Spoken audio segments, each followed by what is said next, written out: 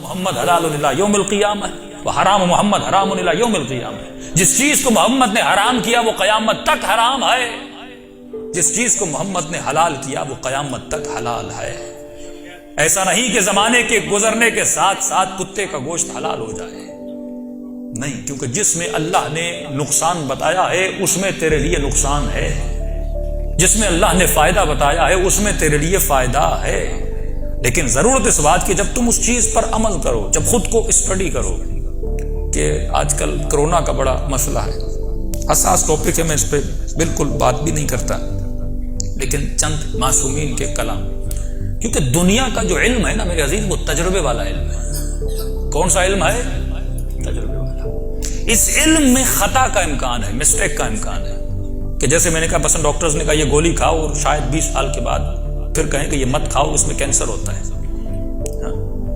اب آپ سب کے چہروں پہ ماسک لگے ہیں، ہو سکتا ہے 6 مہینے کے بعد کے ماسک نہیں لگاؤ، مثلا ماسک ہی نقصان دیتا ہے، کیونکہ دنیا کو تو نہیں پتا نا، یہ ایک چیز اپلائی کرتے ہیں، آپ اس کو فالو کرتے ہیں، آگے جا کے کوئی اور چیز بتاتے ہیں. اسی لیے شیعت کا موقف تھا اگر علم لینا ہے اس سے لو جس میں خطا کا امکان نہ ہو، کیونکہ تمہارا جتنا بھی علم ہے یہ علم اکتسابی ہے، تو کسب کرتا ہے، اور کسبی علم میں خطا کا امکان ہے. اور میں نے کئی مجالس میں یہ چھوٹی سی دلیل دی تھی، جو علم کسبی نہیں ہوتا اس میں خطا نہیں ہوتی. اس کی میں نے سمپل سی دلیل ہے کہ انسان اگر معاشرے میں گھومے تو اسے دلیل مل جائے گی. وَأَوْحَيْنَا إِلَى النَّحْلِ، خدا کہتا ہے میں نے شہد کی مکھی پر وحی نازل کی. شہد کی مکھی نے کیمبرج میں پڑھی ہے، نہ آکسفورڈ میں پڑھی ہے، لیکن دنیا کی کائنات جس بھی کونے میں شہد کی مکھی ہوگی وہ جیسا چھتا بناتی ہے، ذرا غور سے دیکھنا، اس کے جو چھوٹے چھوٹے باکسز ہوتے ہیں، امریکہ میں اگر چھتا بنائے گی سائز وہی ہوگا، پاکستان میں اگر چھتا بنائے گی سائز وہی ہوگا. اس کے چھتے کے بنانے میں تجھے ذرہ برابر خطا اور مسٹیک نظر نہیں آتی. کیوں؟ کیونکہ یہ دنیا کے اسکول میں نہیں پڑھی، اسے خدا نے پڑھایا ہوا ہے.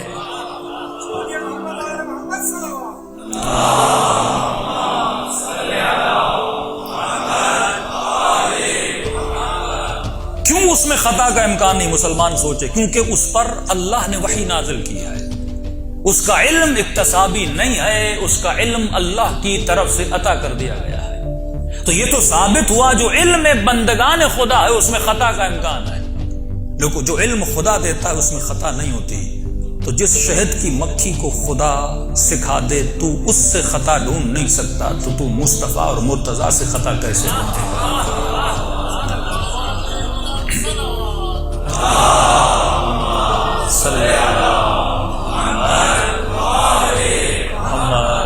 جتنا ڈیپلی اسٹڈی کرتے جاؤ گے اہل بیت کے فضائل بھی نکھر کے تمہارے سامنے آتے جائیں گے. اور مقام تعجب یہ تھا کہ شہد کی مکھی ایک چھتا نہیں بناتی، ملینز آف شہد کی مکھیاں ہیں جو چھتے بناتی ہیں، لیکن سب کا عمل اور ایک جیسا ہوتا ہے. ان کا جو عمل ہے سب کا سیم ہوتا ہے. تو اب آل محمد کا جملہ سمجھ میں آتا ہے کہ فرمایا جب ہمیں دیکھو تو یہ مت کہو یہ علی ہے یا حسن ہے، کہو اولنا محمد، اوسطنا محمد، آخرنا محمد، بل کلنا محمد. یہ سب کے سب محمد ہیں، ان کے علم میں کوئی فرق نہیں ہے، کیونکہ جہاں سے پڑھ کے آئے ہیں وہ پڑھانے والا بھی ایک تھا، تو ان کا کردار بھی ایک ہے. صلوات پڑھیں محمد و آل محمد.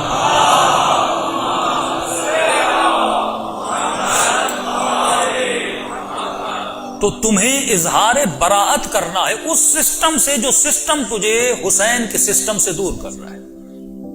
کہ آج شاید معاشرہ یہ ایکسیپٹ نہ کرے کہ میں نے مرغی کے گوشت کی مثال دی تھی، وہ سی ٹائپ کے گلے کاٹنے کی میں نے مثال دی تھی،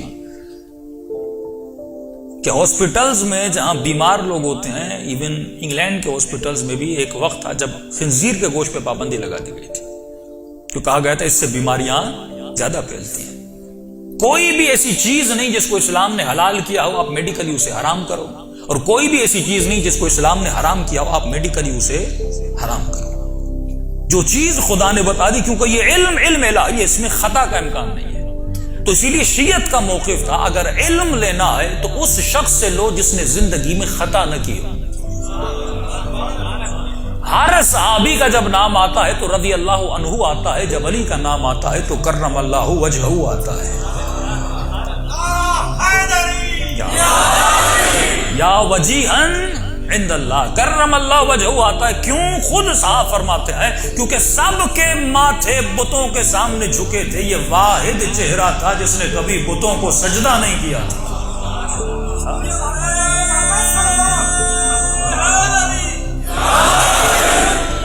اور نبی فرما کر گئے تھے انا مدینۃ العلم وعلی بابھا، میں شہر علم ہوں، دروازہ کون ہے؟ علی ہے۔ اب دیکھو حدیث پڑھانے والے کو بھی عقل ہونی چاہیے، جس طرح نقل کر کے پیپر بندہ پاس کرے نا۔ کل میں نے ایک واقعہ بھی آپ کو سنایا نقل کا، جو اس نے سلونی کا دعویٰ کیا تھا۔ نقل میں کیا ہوتا ہے، آپ نقل کر کے پاس تو ہو جاؤ گے، نقل کر کے پاس ہو جاؤ گے اور ویکنسی خالی ہوگی، سفارش لگا کر کرسی پہ بیٹھ بھی جاؤ گے، لیکن جب پڑھانے کی باری آئے گی تو بندہ کبھی اس سے پوچھے گا، کبھی اس سے پوچھے گا، کبھی بیٹی سے پوچھے گا۔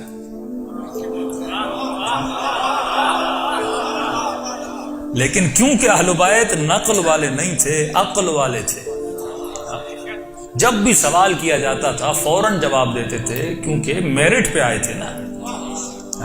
دنیا کا ایک سسٹم ہے، اگر سسٹم پہ آؤ گے تو تجھے ہدایت ملے گی۔ لوگوں نے سوال کیے تھے، میں نے اشاروں میں سارے جوابات آپ کو دے دیے۔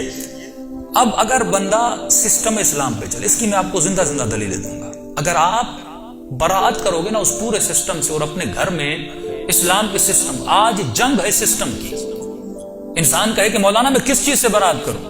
میں سیدھی بات ہے، حوا سیستانی کا فتویٰ گیا کہ وہ چیزیں، وہ پروڈکٹس جو اسرائیل کو فائدہ دیتی ہیں، ڈائریکٹ یا انڈائریکٹ، ان کا کھانا حرام ہے۔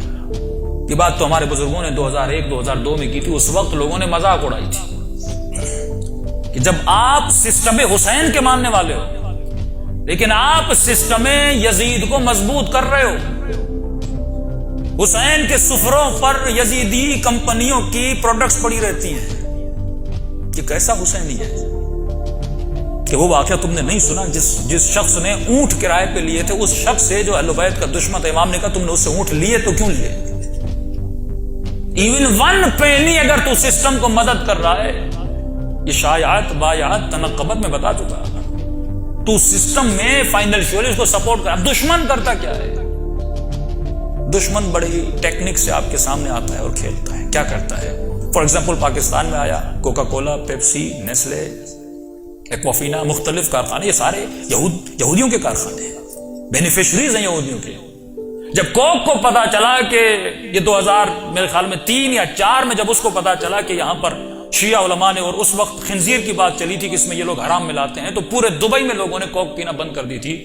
اس کے بعد انہوں نے کہا نہیں ہم نہیں ڈالتے، پھر ایک فتویٰ نکلا تھا، پھر مسلمان نہیں کھا رہے تھے، پھر انہوں نے اپنی آفیشیل ویب سائٹ پہ اسٹیٹمنٹ دی تھی کہ بھائی ہمارا اسرائیل سے لینا دینا نہیں ہے، چور کی داڑھی میں تن کا نا، کہیں آپ نے تو فنڈ کیا ہے، وہاں جتنے گھر بنے اسرائیل کی اور فلسطینیوں کی زمینوں پر جتنے اپارٹمنٹس بنے ان میں انہوں نے فنڈ دیا تھا۔ پھر انہوں نے کہا اگر ہم نے ان کو فنڈ دیا تو ہم نے مسلم ممالک کو بھی فنڈ دیا ہے، یعنی اگر ہم نے یزید کی مدد کی ہے تو ہم نے تھوڑی حسین کی مدد بھی کی ہے۔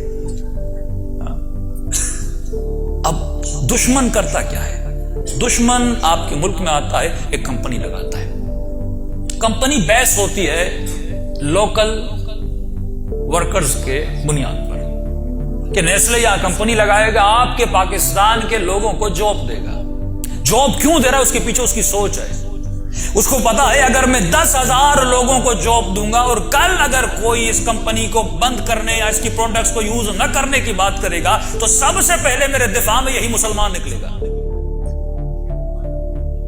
اسی لیے اسلام میں جیرہ خور اور کرایہ دار فوجی کبھی ہوا نہیں کرتے تھے، ایک بہت بڑا ٹاپک ہے۔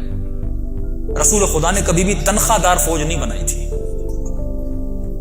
کیونکہ جو تنخواہ دار فوجی ہوگا اس کے لیے بیت المال بنانا پڑتا ہے، اور بیت المال بنانے کے لیے پھر لوگوں کا خون چوسنا پڑتا ہے۔ مولا علی جیسے آئے، امام نے تنخواہ دار فوج کی چھٹی کر دی۔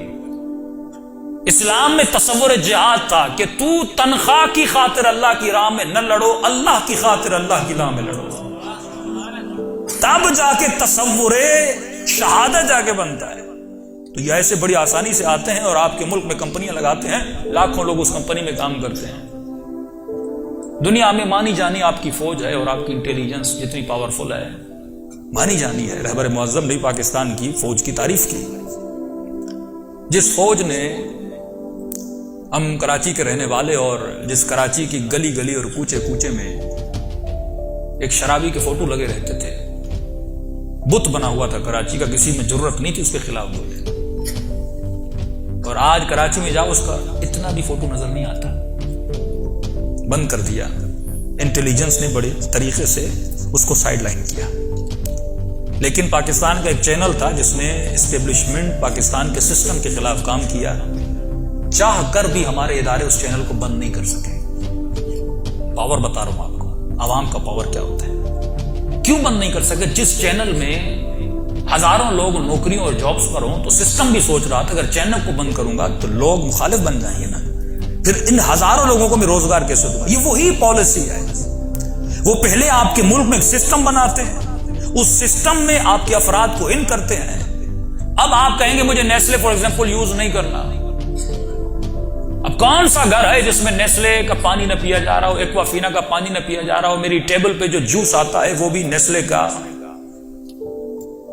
عالم تاسف تو یہ ہے جو صابن میں اپنی باڈی پہ لگاتا ہوں وہ بھی ان کی کمپنی کا، میرے بال سے جو شیمپو دھوتا ہوں وہ بھی ان کی کمپنی کا۔ یہ وہ اسی سسٹم کی جکڑ ہے۔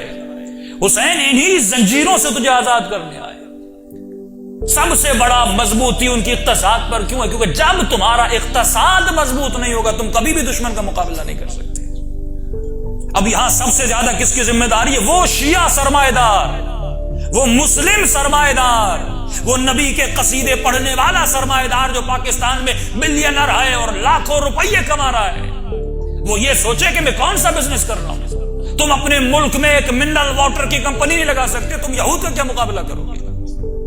کیونکہ ویژن نہیں ہے میرا۔ الذی جمع مالہ وعددہ، مجھے صرف بزنس کرنا ہے لیکن اس بزنس میں جہاد نہیں کرنا۔ بزنس کرو لیکن ایسا بزنس جس میں جہاد ہو، جس میں اپنے ملک کو بھی مضبوط کرو اور یہودیت کی جڑوں کو بھی اپنے ملکوں سے کاٹ لو۔ اور جب ہم ایران کی بات کرتے تو کہتے ہیں مولانا ایرانی فنڈڈ ہے اور ایران کی تعریفیں کر رہے، جہاں حق ہے تو ہم تعریف کیوں نہ کریں؟ وہاں چلے جاؤ، انہوں نے اب ہر کمپنی اپنی بنائی ہے۔ تمہارے ملک میں چپس تک تم نہیں بنا سکتے، صابن تک تم نہیں بنا سکتے۔ یہی یورپ کا حال ہے، صرف پاکستان کا حال نہیں ہے۔ آپ اٹلی چلے جائیے، فرانس چلے جائیے اور انہی کے مولوں میں ایک فرینچ کو کہیے مجھے ایک ایسا شیمپو دو جو فرینچ میڈ ہو، ڈھونڈ ڈھونڈ کے تھک جائے گا، نہیں ملے گا۔ پوری دنیا کو اکنومیکلی انہوں نے غلام بنایا ہے۔ اب مجھے کیا بنا رہا ہے؟ امام زمانہ کا سسٹم، اس طرح میں مولا کا سسٹم بناؤں گا۔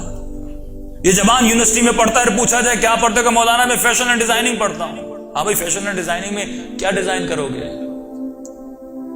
بےہودہ فوٹو لا کر دکھاتے ہیں مولانا مجھے سکھایا جاتا ہے اسکرٹ کیسے بنانی ہے، پھٹی ہوئی پینٹیں کیسے بنانی ہے، ایسے کپڑے کیسے بنانے ہیں جس میں اٹریکشن ہو، کیٹ واک پہ لڑکیاں چلیں لڑکے چلیں، یہ فیشن اینڈ ڈیزائننگ ہے۔ تو سوال یہ ہے کہ میں نے اسلامک فیشن اینڈ ڈیزائننگ کیوں نہیں بنایا؟ مجھے ہر شعبے میں ایک اسلامی شعبہ بنانا ہے نا۔ اگر اسلام ایک نظام کا نام ہے، اگر اسلام ایک کلچر کا نام ہے، اگر اسلام ایک سیولائزیشن کا نام ہے، اگر اسلام ایک تہذیب کا نام ہے، تو میں نے اس تہذیب میں کتنا حق ادا کیا؟ تو پھر وہی بات ہے، یہ جوان جب کپڑے لینے جائے گا اسے مارکیٹ میں اگر اسی کے نظام کے کپڑے ملیں گے یہ وہی پہنے گا۔ یہ بچہ باپ سے ڈیمانڈ کرے گا کہ بابا مجھے وہ ٹی شرٹ لے کر دو جس میں سپرمین اور اسپائڈر مین کا فوٹو ہو، اور جب میں اسٹور میں جاؤں گا وہی چیزیں مجھے ملیں گی۔ مومن کی 5-6 سال کی بچی ہے، کپڑے دیکھو اس نے کیسے پہنے ہوئے ہیں، چھوٹے شورٹس پہنے ہوئے ہیں، باہیں کھلی ہوئی ہیں، کہ مولانا بھی بچی ہے۔ بھائی حیا تجھے بچپن سے سکھانا ہے، شرم تجھے بچپن سے سکھانا ہے۔ خاتون گھر میں خود کیسے کپڑے پہنتی، یہ بچی کس کو؟ بھائی ایسے تو نظام نہیں بنتا، 1 گھنٹے کی مجلس میں تو کچھ نہیں ہوتا۔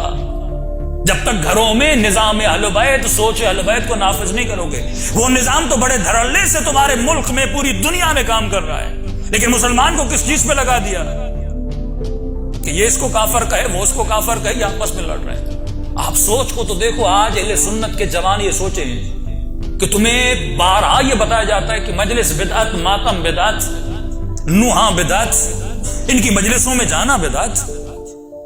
پھر جب اسی ملک میں گانے ہو رہے ہوتے ہیں، اسی ملک کی شادیوں میں شراب کی محفلیں ہو رہی ہوتی ہیں، یہ مولوی کیوں چپ ہوتا ہے؟ کیا گانا گانا جائز ہے؟ کیا ناچ جائز ہے؟ کیا اس ملک میں مجرے کرانا جائز ہے؟ کیا شراب پینا جائز ہے؟ وہاں پہ مولوی چپ رہتا ہے، لیکن ہر وہ چیز جو اہل بیت سے منسلک ہوتی ہے وہاں پہ یہ بولنا شروع، اس کی غیرت اٹھ جاتی ہے۔